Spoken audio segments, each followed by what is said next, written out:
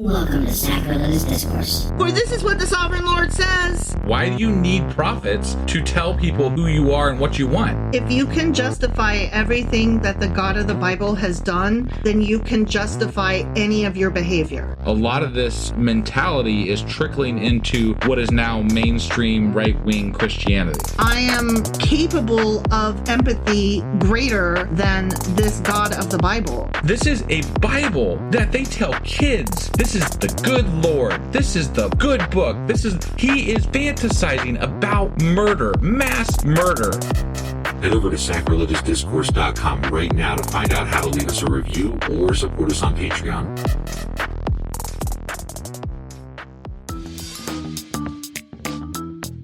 Hey there, sinners and saints. It's your favorite Bible-bashing duo from Sacrilegious Discourse, and we need your help. That's right, folks. We're raising funds for some heavenly equipment and a studio that doesn't sound like it's in the depths of hell. Our current setup, let's just say it's more apocalypse than audiophile. So if you want to hear us dissect the Bible without the background noise of demonic squirrels, chip in a few bucks. We're aiming for $5,000 to upgrade our audio and build a studio worthy of blasphemous banter. Donate today and help us spread the good word of atheism. You can find a link right on our homepage, sacrilegiousdiscourse.com. Every dollar counts. Even if it's from your collection plate.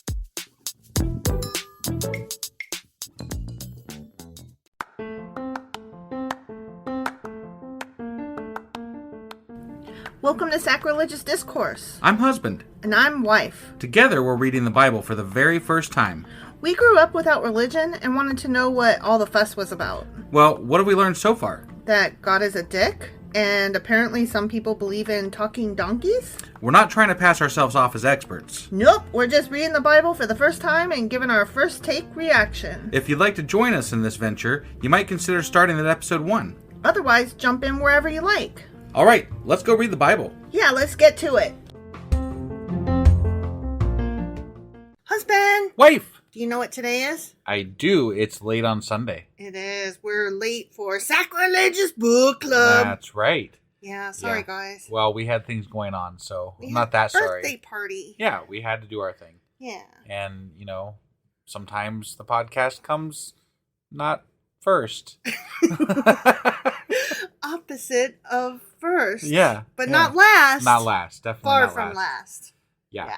All right. So, what you want to give us an intro to what we're doing today? Yeah, we are still covering a treasury of Jewish folklore, subtitled Stories, Traditions, Legends, Humor, Wisdom, and Folk Songs of the Jewish People, edited by Nathan Osubel. Okay. We are still in the second section, which is Heroes, and we are in the subsection Wise Men. We have covered Wise and Learned Men, and we are currently in Parables. Okay. Okay? All right. So let's go ahead and get in here and start going over this stuff. Alrighty. All right.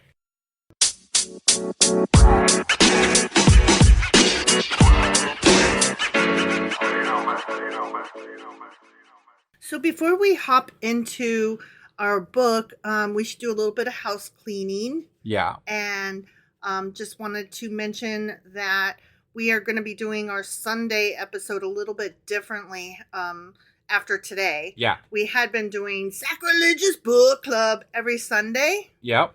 And what we are going to start doing is we're still covering the same book. Yep. But we're going to do it every other week. Yeah.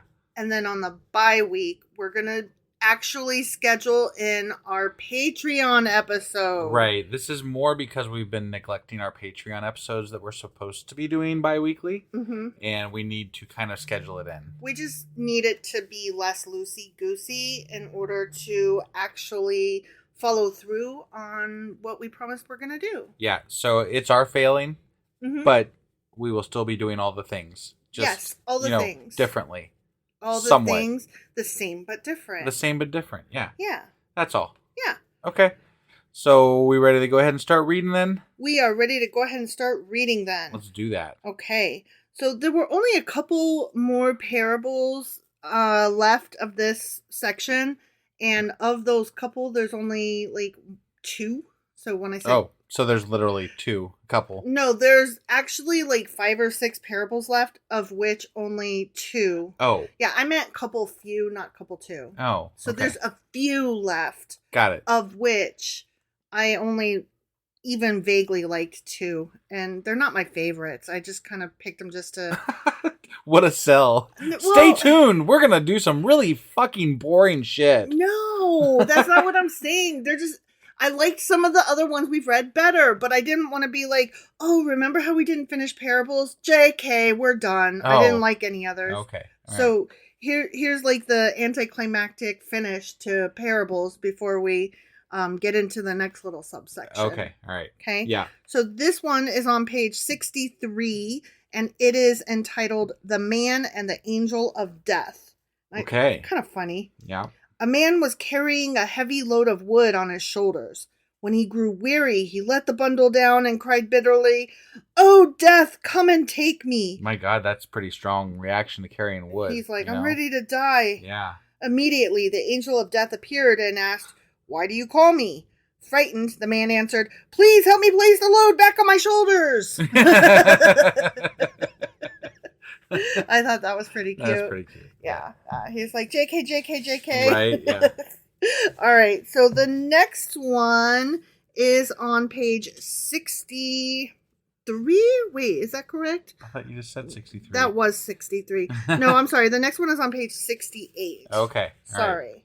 I just didn't want to like flip through a lot of pages here, so Got I it. wrote them down, but I did bad. Got it. And oh, you know what? That was the only parable I wanted to read. Oh, that was the only parable. Yeah, my bad. So we went from a few to a couple to one. One. Got Just it. one. Yep. So now on page 68, we're starting with the ancient art of reasoning. Okay, but maybe we should stop, badgering the Bible about not being able to count. Shut up. You are rude. Yeah. Okay, so on page 68, the ancient art of reasoning. And there's just like this tiny introduction. Okay. And I just took one little quote from it. The ancient art of reasoning. Blah, blah, blah, blah. I keep wanting to say raisins, and I don't know why. Yeah, I don't know. Sorry. The Talmudic art of reasoning is frequently applied in humorous tales and anecdotes. Okay. That was the best sentence. That's in the that best. whole That was the gem for introductory. that whole thing, Mhm, huh? mhm, Okay. mhm. All right. Got it. And I was like, okay. And then I was like, they're not that humorous, if I'm being honest. Right. Like I said, I've read better. Sure. Okay. So the first one is called, still on page 68, Always Two Possibilities. I thought this one was actually kind of funny. Okay. Yep. And this is not an older, like, Bible times one. This is a little bit more recent, but it is very indicative of the Jewish situation. Okay. So that's why I thought I would allow it, even though you were wanting to stick to older ones. Got it. Basically, fuck off, because I'm Yeah. the one reading this book. So That was directed to me, guys. yeah, not you. Yeah. The fuck off husband. Yeah. Not listeners. Right. Yes. War was on the horizon. 2 students were discussing the situation. "Ugh, I hope I'm not called," said one. "I'm not the type for war. I have the courage of the spirit, but nevertheless, I shrink from it." Okay. "But what is there to be frightened about?" asked the other. "Let's analyze it. After all, there are 2 possibilities." And that's the name of this one. Sorry. Okay. Always 2 possibilities. Yeah. Okay? Yeah. Either war will break out or it won't. If it doesn't, there's no cause for alarm. If it does, there are 2 possibilities. Either they take you or they don't. If they don't, worry and alarm is needless. And even if they do, there are 2 possibilities. Either you're given combat duty or non-combat duty. If non-combat, what is there to be worried about? And if combat duty, there are 2 possibilities. You'll be wounded or you won't be wounded. Now, if you're not wounded, you forget your fears. Yeah. But even if you are wounded, there are 2 possibilities. Either you're wounded gravely or you're wounded slightly. Right. If you're wounded slightly, your fear is nonsensical. Right. And if you're wounded gravely, there are still 2 possibilities. Still 2. Yeah. Either you succumb and die, or you don't succumb and you live. Very true. If you don't die, things are fine. Yeah. and there's no cause for alarm. I mean, unless you're crippled for life, and even at that, but you could the other died. choices you could have Right, died. yeah, sure. So and that's I'm the just point saying, of this yeah. whole thing as Right. we keep going. Okay. And even if you do die, there are two possibilities. Either you will be buried in a Jewish cemetery or you won't be. Yeah. Now, if you are buried in a Jewish cemetery, what is there to worry about? And even if you are not, ... but why be afraid? There may not be any war at all. I thought that was funny, but it is a really interesting way of examining hardship. Right. Like really putting it down in black and white. Like, what are you worried about? What's the worst possible thing that could happen? And what's the alternative? Right. And, it's kind of along the old adage, don't borrow trouble. Yeah. Yeah. And I really appreciated that, actually. Yeah. So the next one is on page 73, and it is called A Remedy for Ugliness. Okay. This one hurt my feelings. A Talmudic student was engaged to a very ugly girl. Oh, man. His father had forced the match upon him. He therefore took the matter very much to heart and went to talk it over with the rabbi. Really, Rabbi, he complained, she's so ugly and she'll make me miserable if I marry her. Wow. My son, use your head, rebuked the rabbi with impatience. Now let's examine the problem at issue. Okay. All right, she's ugly. So what? Just answer me. When you're in the house of study all day, will you look at her? No. When you come home for meals, will you look at her while you eat? No. When you go to bed at night, will you look at her in the dark?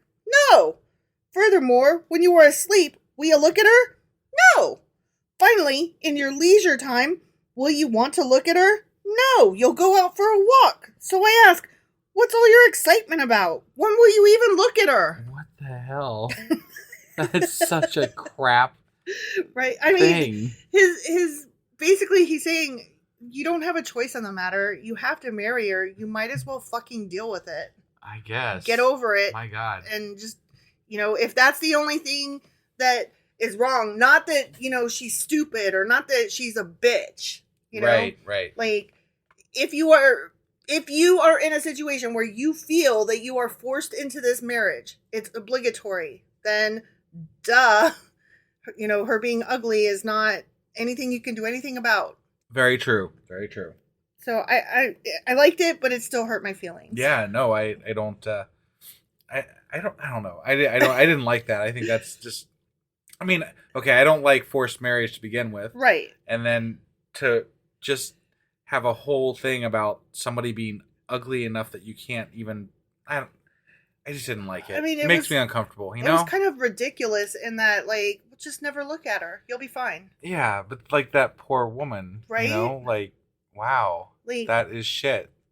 Let's not even look at it from her perspective. Right, maybe she thinks you're fucking ugly too. Well, and that's part of what we don't like about the Bible. It's very misogynistic and like, women are basically property type thing. So that story in that sense really doesn't strike me well. So. Yeah.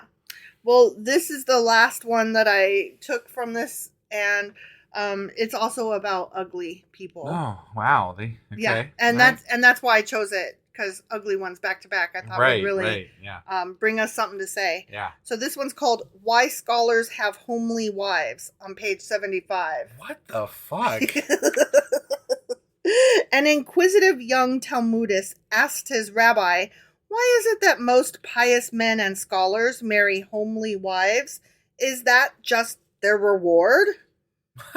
What? Is that their just reward? Is that... Yeah, I read that wrong. Yeah. Is that, like, do they deserve that? Even, they're smart. They study hard, and their reward is that they get ugly, homely wives? Okay. Ugh. Let me tell you a story, answered the rabbi. A rich man once invited some strangers to dinner. Unluckily, the cook burned the greater part of the roast, so the hostess, out of courtesy, had the good portion served to the guests. The members of the family were given the burned parts to eat. Now, my son, this also holds true with regard to the women apportioned to pious scholars. The Almighty, in his wisdom, created good-looking, amiable girls, as well as homely, shrewish girls. The pretty ones out of courtesy he allots to the strangers, the libertines. The homely ones he reserves for the pious scholars who are, after all, members of his own family. Wow. Yeah. Wow. Yeah. That's just... I don't even know what to say. Like, that's... Oh, my gosh. So, it's because God loves you that your spouse is ugly. Oh, man. If he didn't love you, he would give you a beautiful spouse. Maybe they end up with whatever. I'm not even going to... No. I'm not even going to comment on that. It's so wrong. It's so terrible. It's so bad. It is really bad. Yeah. And besides, everybody, beauty is in the eye of the beholder. So, like, that's just such bullshit. It's not just in the eye of the beholder, but you could think someone's okay or even somewhat ugly, but the more that you get to know them, the more beautiful they become through you being used to them and you learning to like their personality. Yeah, definitely. So, I totally agree with that. I don't know. There's some really hot people that are just complete assholes. And, right. Like, I will always find them ugly inside. And that, yeah, I know that is always like, yeah, ugly people say that. But you know what? I've known some pretty people that say that too. Right. My best friend is gorgeous. And I'm not just saying that because, like, I love her with all my heart. Like, she is my opposite in every way. Like, where I am short, squat, and medium, she is tall, thin, and gorgeous. And, she feels the same way, that beauty is in the eye of the beholder, and it's also something that, it's only skin deep. Well, you're beautiful to me. I know, and I appreciate that. And you were among the top 3 hottest boys at Borders. Top 3. Mm-hmm. And yeah. Well, there were some hot guys at Borders, and it wasn't just my vote. All the people who worked there agreed. Like, there was a poll that went around. There were some hot people there. And my husband was in the top 3. And that was when we were just friends. Mm-hmm. So, Yep. You've grown in estimation. You're not just among the top 3 hottest boys at Borders. Right. Now you're the hottest. Right. In my heart. Yeah. 'Cause I love you. Well, I love you. I love you. All right.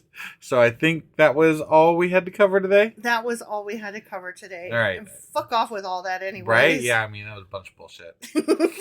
All right, guys.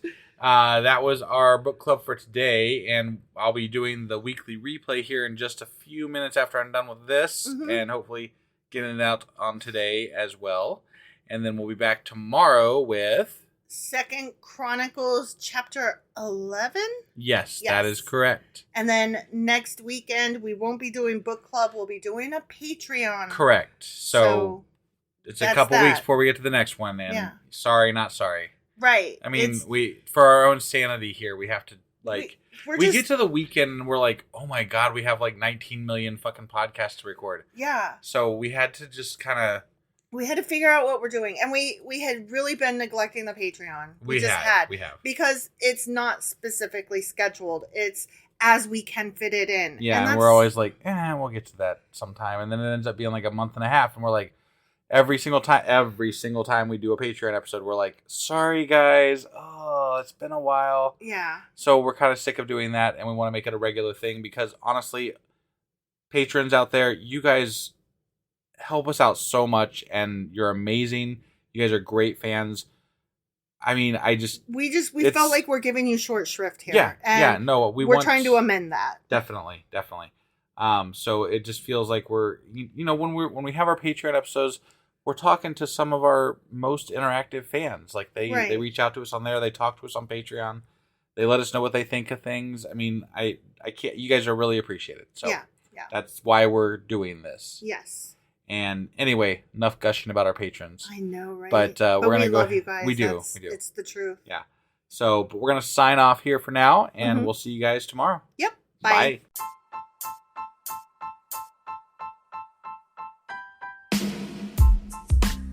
Hey, wife. I guess that's the end? But husband, that's just sad. It doesn't have to be. We are on lots of social media platforms like Twitter.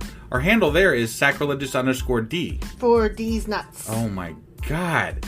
Stop doing that. Anyway, we're also on Facebook, Instagram, and Pinterest. There's a link to all of our social media sites at our website. Ooh, we have a website? Yeah, it's sacrilegiousdiscourse.com, where you can also find a link to our merch shop. We have a merch shop? Yep, we have podcast-themed clothing, mugs, notebooks, and more, as well as an atheist and science-themed products. Wow, our fans should really go check that out right now. Definitely. They can get in touch with us by sending an email to sacrilegiousdiscourse@gmail.com. But before they do that, we could really use some help. Oh yeah? With what? Well, it's not free running the podcast, and we need some financial support in order to get better equipment, which will free up time so we can concentrate on our podcast and our fans. Okay, so what should they do? Head over to patreon.com/sacrilegious discourse and sign up as a contributor on our podcast.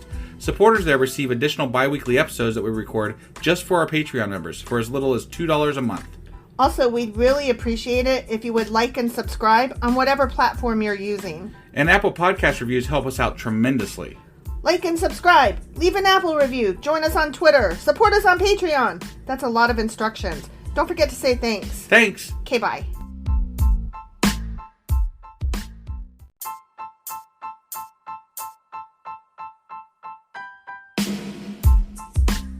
Hey wife, I guess that's the end? But husband, that's just sad. It doesn't have to be. We are on lots of social media platforms like Twitter. Our handle there is sacrilegious_D. For D's nuts. Oh my god.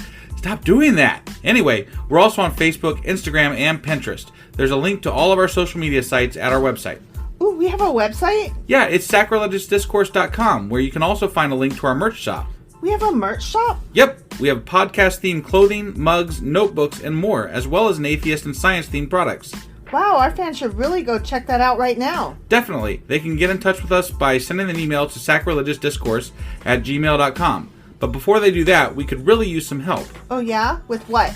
Well, it's not free running the podcast, and we need some financial support in order to get better equipment, which will free up time so we can concentrate on our podcast and our fans. Okay, so what should they do?